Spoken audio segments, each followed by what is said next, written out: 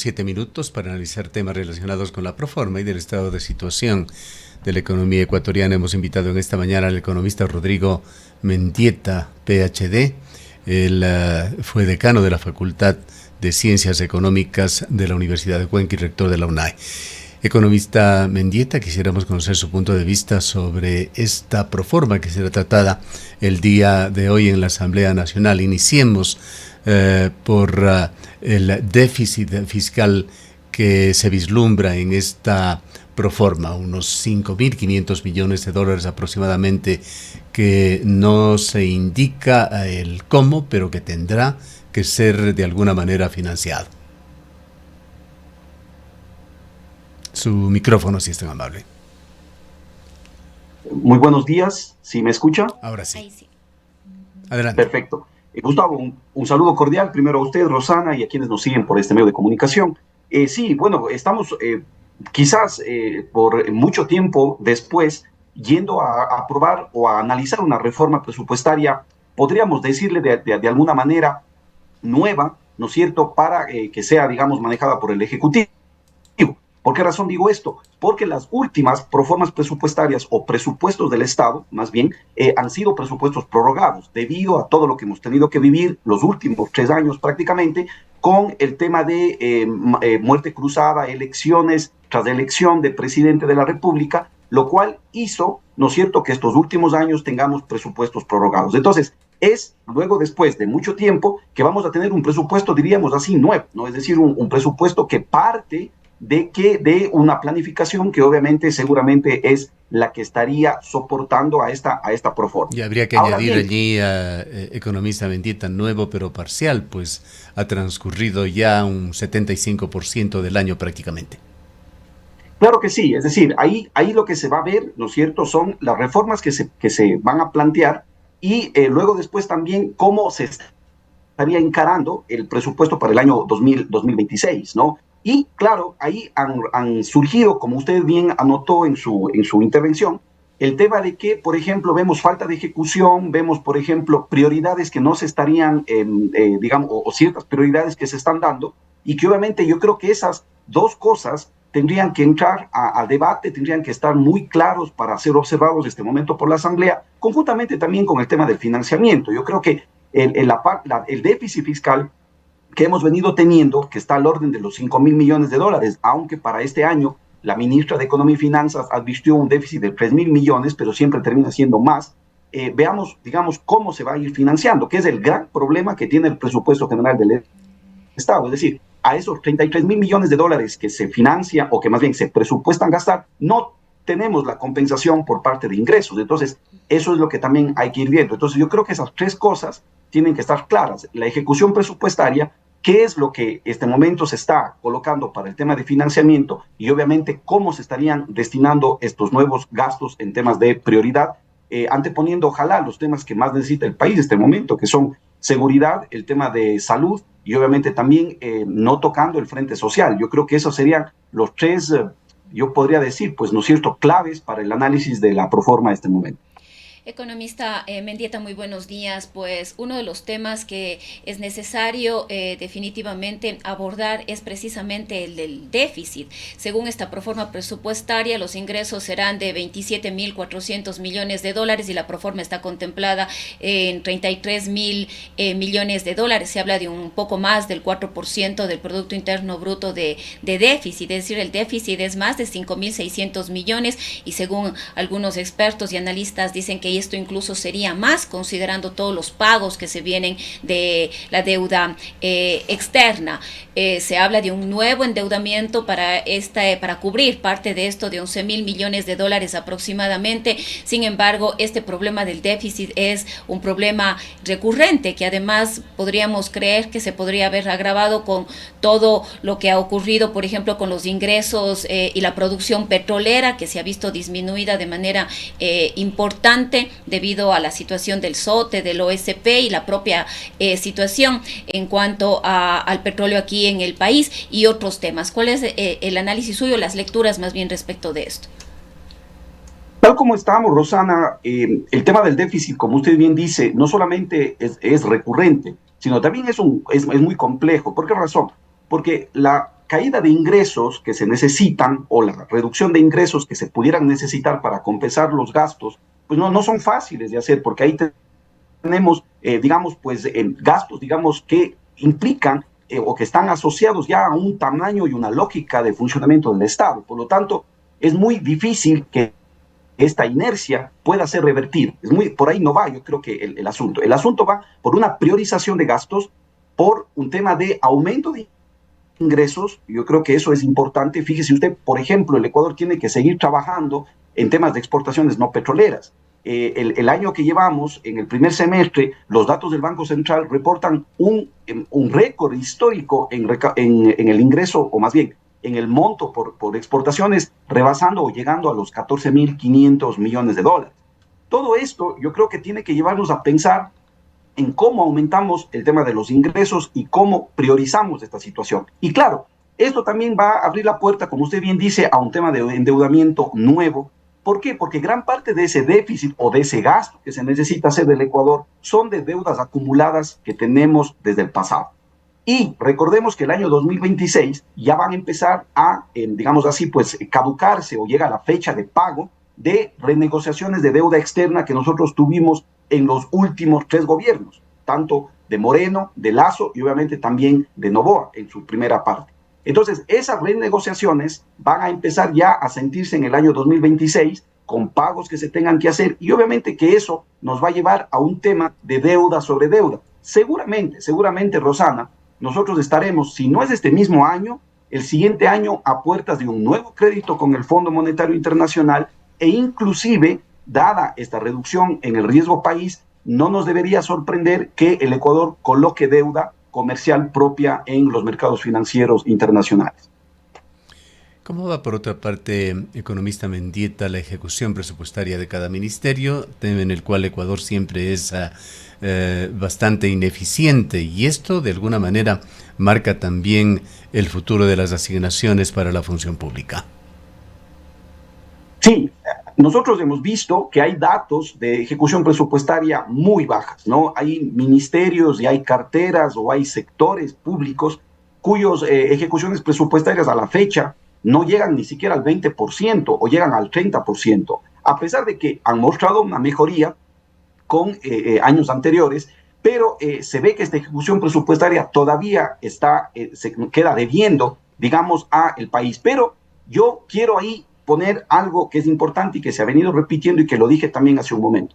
El problema es cómo estuvo hecho ese presupuesto. Y al haber estado prorrogado, Gustavo, con toda seguridad, sin conocer el detalle en cada uno de los casos, pero con toda seguridad, debieron haber habido presupuestos muy difíciles de llevar a cabo. Es decir, cosas que de pronto no se necesitan en algún sector, como la salud, la educación, y cosas que se necesitan pero que no estaban puestas y que por lo tanto generaban una camisa de fuerza para que la gestión pública pueda llevarse a cabo. Lo cual no quiere decir que también hayan ineficiencias de la gestión.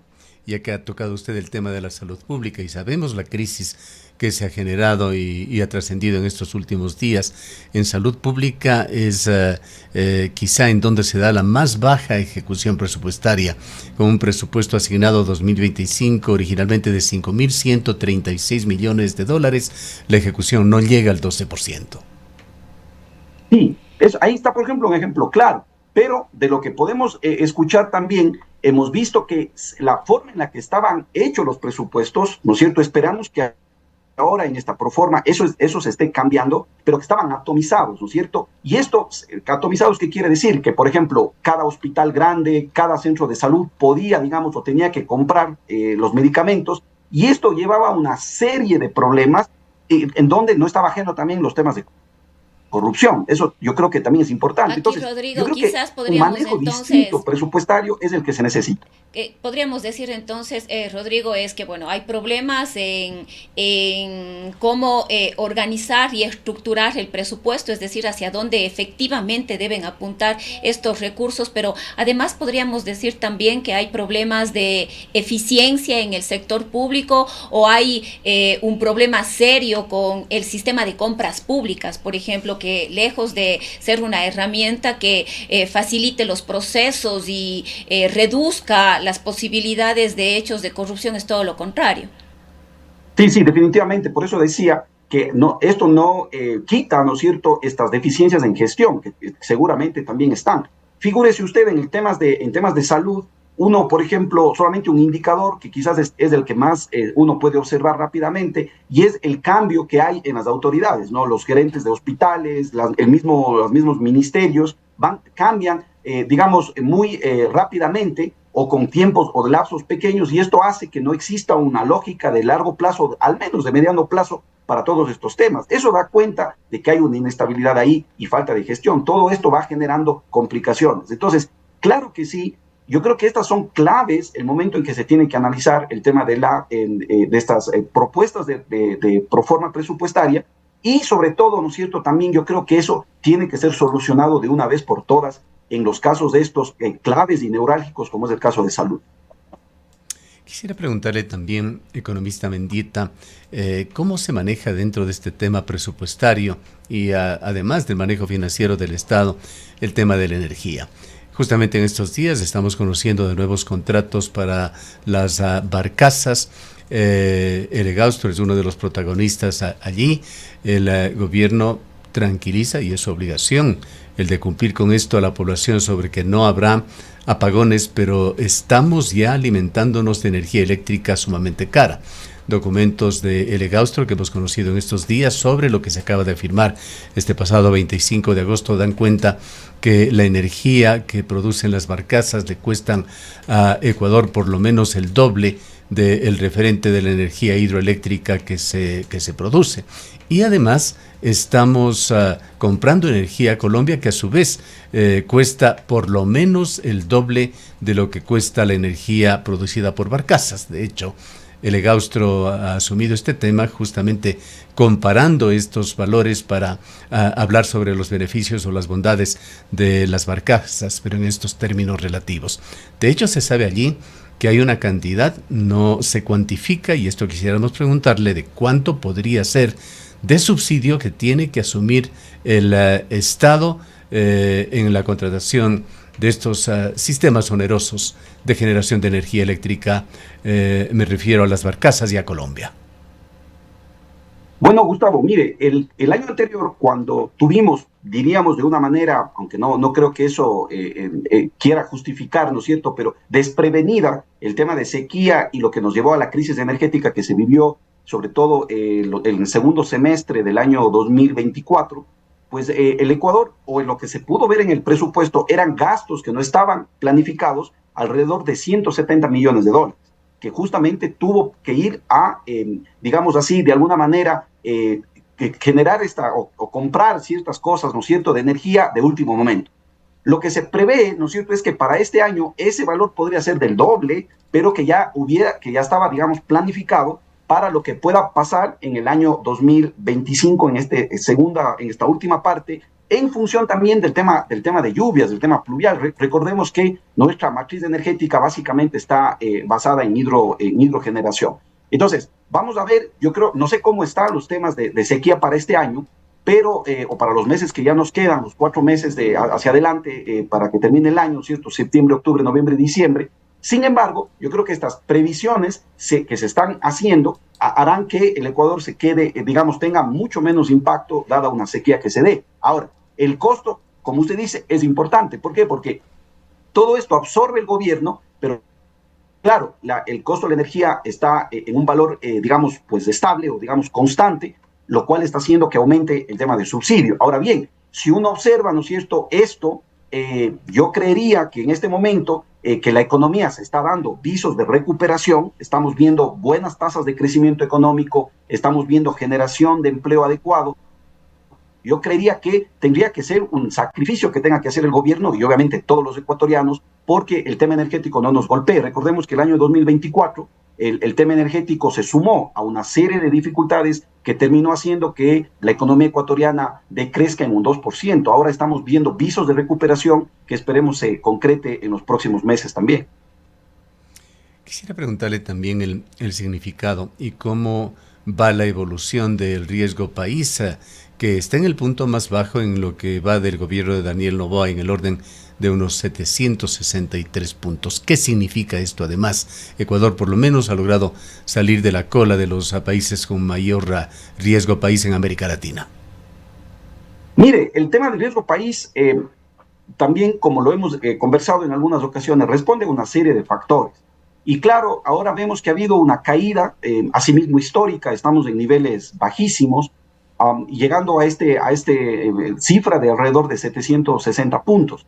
Y claro, podríamos decir, ¿no es cierto?, qué es lo que está pasando, porque vemos sobre todo que el tema del precio del petróleo a nivel mundial se ha mantenido bajo, alrededor de $62, y vemos también que la economía mundial, en términos generales, también estaría pasando el año 2025, o se preveía así, una suerte de desaceleración. Entonces, ¿qué es lo que pasa? ¿Qué está pasando con el Ecuador?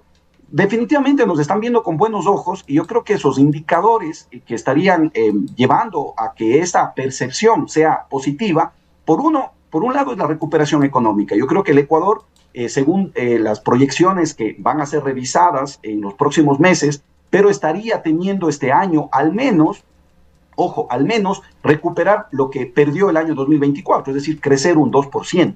Se prevé más desde el Banco Central. Se estaría viendo también, de alguna manera, una certidumbre desde el punto de vista político-económico, es decir, al tener ya un presidente que empieza en funciones, que tiene por delante una suerte de proyección económica y macroeconómica de manejo del país, nos generaría cierta certidumbre para los próximos al menos 3 años. Yo creo que todo eso va sumando a este riesgo país. Y en tercer lugar también, Gustavo, es interesante digamos así, el desempeño de las exportaciones ecuatorianas que se ha tenido.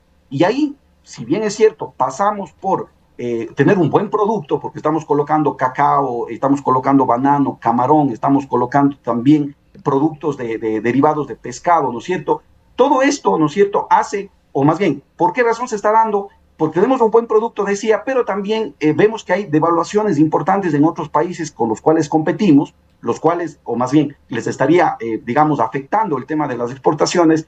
Y por otro lado, yo creo que esa política arancelaria de los Estados Unidos, al haberse atacado más a otros países, sí nos dejó un camino libre para poder aumentar el tema de exportaciones. Entonces, se ven estas cifras y esto estaría dando que desde afuera nos estén percibiendo de mejor manera. Ahora, economista Mendieta, efectivamente el Banco Central dice que ya en este primer trimestre del 2025 la economía del país ha crecido, creo que en el 3.4% según el Banco Central. Esto, según los organismos internacionales, no sería tan así, o al menos a final de año Ecuador no crecería en ese porcentaje, sino en el 1.8% aproximadamente. No obstante, la pregunta es si es que esto responde a ¿qué? A las políticas económicas, es un efecto rebote, como han dicho algunos expertos, y cuáles son las expectativas efectivamente cuando vemos que continúan los problemas de financiamiento, como ya habíamos dicho hace un momento, en el sector de salud. El empleo no crece, la inversión extranjera ha sido la más baja de los últimos 15 años, es decir, no se ve la producción petrolera, tampoco hay una expectativa de mejora ni de crecimiento. Nos preguntamos cuáles son entonces las expectativas para este año. ¿A qué responde este crecimiento del que habla el Banco Central? Como decíamos, es un efecto rebote, y ¿qué va a pasar luego? Yo diría que básicamente tiene quizás, digamos, pues la explicación, la más importante es el tema de las exportaciones. Yo creo que eso está generando, ¿no es cierto?, por un lado, dinamismo económico en estos sectores a los que ya me he referido, que están aumentando o que han aumentado las exportaciones en lo que va del año, pero también eso implica más dinero en la economía. Entonces, más dinero en la economía empieza a moverse. Si uno observa, ¿no es cierto?, hay un indicador clave en la economía que da cuenta de recuperación, y es el aumento de depósitos y el aumento de créditos en el sistema financiero. No, ese es quizás cuando nosotros estamos en clase decimos, ¿no?, a los estudiantes, la primera variable que se tiene que observar para ver cómo va a venir o cómo está viniendo el tema de la economía en los siguientes meses. Entonces se ve esto, y ahí yo creería también, ¿no es cierto?, que habría que sumarle el hecho de que la economía es cíclica. Entonces, decimos, ¿no es cierto?, si la economía está cayendo, la probabilidad es que en el siguiente periodo empiece a crecer o empiece a recuperarse. Entonces, yo creo que sí hay un efecto económico de rebote, pero claro, estaría sumado, yo creo que básicamente por este frente externo, de lo cual no habría que desestimar también, y uno observa, ¿no es cierto?, aumentos en consumo, que ya es el efecto de lo anterior, porque tiene más dinero la economía, empieza a moverse, y aumentos en inversión privada. Ahora, la inversión privada, el efecto que genera positivo, porque ¿eso qué quiere decir? Quiere decir que las empresas están invirtiendo, están aumentando una sucursal, están, por ejemplo, aumentando una maquinaria. Este efecto se va a ver después, no ahora. Entonces, es importante y eso es bueno, pero por ahora yo me quedaría con eso, Rosana, el efecto, o gracias a las exportaciones, es que la economía ecuatoriana está mostrando una recuperación en este año 2025. Y cuando vamos a ver los efectos en otro importante indicador, la inversión extranjera en nuestro país, ¿cuándo se van a ver efectos de los intensos viajes del presidente de la República y sus numerosas misiones que le acompañan? El presidente ha visitado, por decirlo metafóricamente, medio mundo. Ha estado en Europa, ha estado en el Medio Oriente, ahora está en el Japón. Realizó recién una gira por Argentina, Brasil, Uruguay. Tras las giras vienen una serie de anuncios sobre inversión extranjera, pero en lo concreto, hasta donde conocemos, Ecuador no ha recibido más allá de unos 130 millones de dólares de inversión extranjera directa hasta el momento, contrastando con cifras que bordean los 5.000 millones de dólares de los dos países vecinos.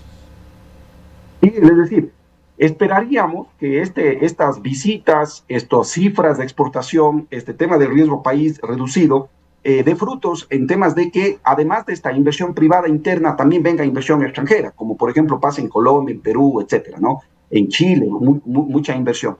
Y ojalá, digamos, en estas visitas pueda darse la venida no solamente de empresas que puedan ser, digamos, multinacionales y que puedan asentarse en el país de diferente índole, sino también, ojalá, algún proyecto grande, ¿no? Algún proyecto que tenga que ver con el tema de logística marítima, el tema de logística de producción, ojalá, o sea, lo que se espera es eso, tener esas buenas noticias. Ahora, los inversionistas no solamente ven que un presidente esté visitando, digamos, ¿no es cierto?, o que venga y golpee las puertas, también hay otros indicadores, hay indicadores que tienen que ver con cómo funciona el mercado laboral, cuáles son los costos que están inherentes en los temas de producción. Y fíjese usted, ahorita nomás habíamos hablado el tema del subsidio a la energía eléctrica, pero ¿qué pasa si mañana eso no se puede sostener?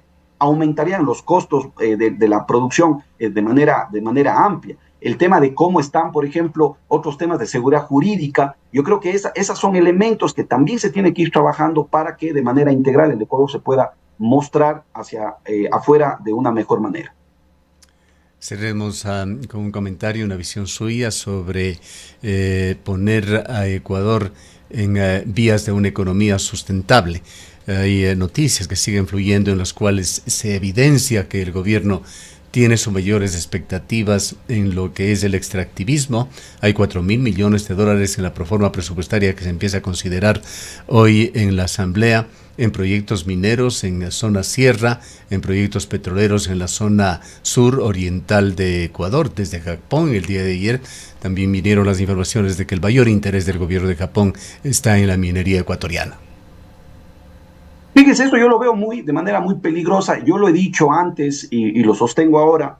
El Ecuador, pasar de una etapa, digamos, petrolera, que es la que tenemos que estar pensando, porque el petróleo se acaba y también tiene sustitutos, y el Ecuador no ha hecho unas inversiones importantes, por eso vemos esa caída en la producción de petróleo, pero pasar de eso, o pretender pasar de eso a una etapa minera, y que ese sea el post-petrolarismo del Ecuador, digamos que yo lo veo muy desacertadamente. ¿Por qué razón? Porque eso nos va a tener, o vamos a cometer otra vez el mismo error que cometió el Ecuador desde la década del 70, y es entrar en lo que se conoce como la maldición de los recursos naturales. ¿Qué significa? Poner toda la economía a pensar en eso, a trabajar en eso, pero descuidar todo lo demás. Eso no lo vuelve sostenible.